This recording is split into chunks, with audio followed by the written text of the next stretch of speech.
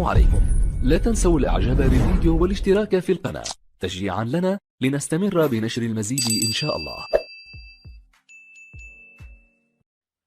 السلام عليكم ورحمة الله تعالى وبركاته. مرحبا بكم في فيديو جديد على قناتنا، ورجاء الاشتراك في القناة ليصلكم كل جديد، أخبار محترفين في جميع الدوريات العربية والأوروبية.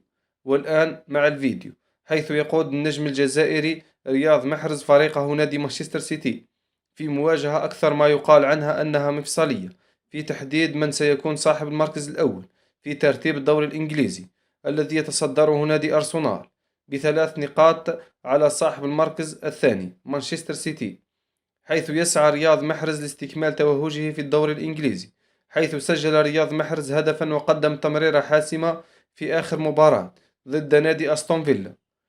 أما بالنسبة لتوقيت المباراة والقنوات الناقلة، فستلعب المباراة على الساعة 8:30 بتوقيت الجزائر، تونس والمغرب، كما تنقل على قناة بي إن سبور بريميوم 2.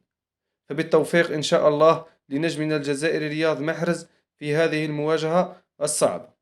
وفي الأخير، الرجاء الاشتراك في القناة ليصلكم كل جديد أخبار محترفين لحظة بلحظة، وشكرا.